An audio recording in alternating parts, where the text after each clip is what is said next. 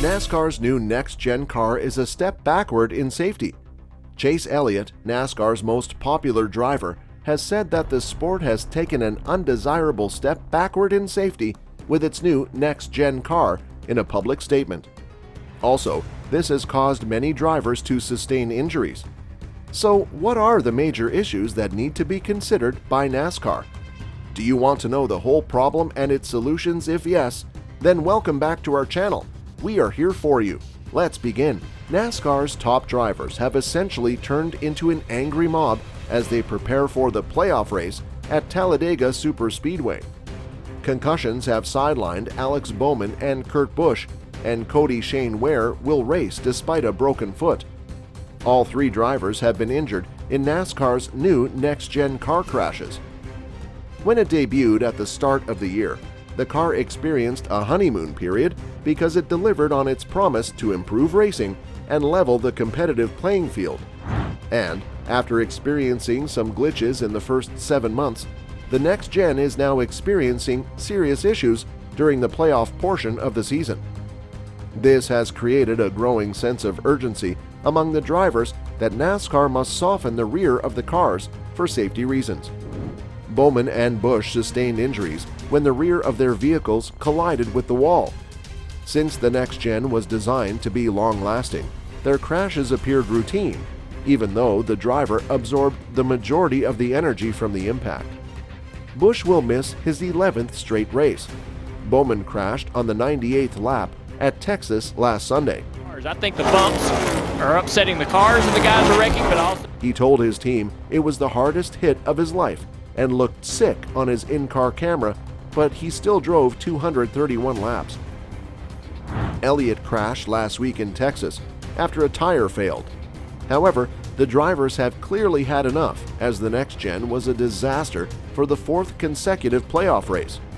Denny Hamlin and Kevin Harvick have publicly chastised NASCAR for failing to do enough to keep the drivers safe. Hamlin, who co-owns 23XI Racing with Michael Jordan but races for Joe Gibbs Racing, continued to criticize NASCAR. He claimed that senior management tells drivers exactly what you want to hear to make you think they're doing something, but in the end, they've got more troubles than they have people to handle it. He denied rumors that the drivers would boycott the race on Sunday, but he urged the Cup rookies to join the vets in publicly pressuring NASCAR. NASCAR insists it is working tirelessly to address problems, and rules changes were implemented in response to a sudden rash of car fires in the playoffs opener at Darlington. NASCAR may start checking tire air pressure levels to see if the recent failures were caused by teams exceeding the Goodyear recommended settings. However, there doesn't appear to be a quick fix for softening the chassis. NASCAR, according to Elliott, had plenty of time to develop the car and discover these new issues. The next gen was announced in 2019 with a debut date of 2021, but due to COVID-19 slowdowns, NASCAR moved the debut to this season in 2020. Christopher Bell won the pole for Sunday's race at Talladega Superspeedway, the middle race of the round of 12 playoffs. The driver for Joe Gibbs Racing was the most consistent in the first round of the playoffs, but he crashed in the first race of the second round last week and fell to 11th in the standings. Tyler Reddick was visibly upset after hitting a NASCAR official as she guided him on pit road following his qualifying run. Kelly Sullivan was hit by Reddick's car and treated for what appeared to be an ankle injury. The collision appeared to have caused damage to Reddick's car, but he wasn't concerned.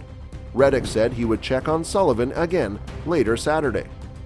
Also, Ty Gibbs was penalized by NASCAR this week with a fine of $75,000 for what it described as retaliatory vehicle interaction on pit road with crew members, officials in close vicinity, second offense at Texas Motor Speedway. So, these were the problems that NASCAR needs to consider. Do you also think that NASCAR needs to consider this? If yes, then let us know in the comments below. That's all for today. Hope you enjoyed it. So, don't forget to subscribe to our YouTube channel to see more of our incredible videos. Look forward to seeing you in the next video.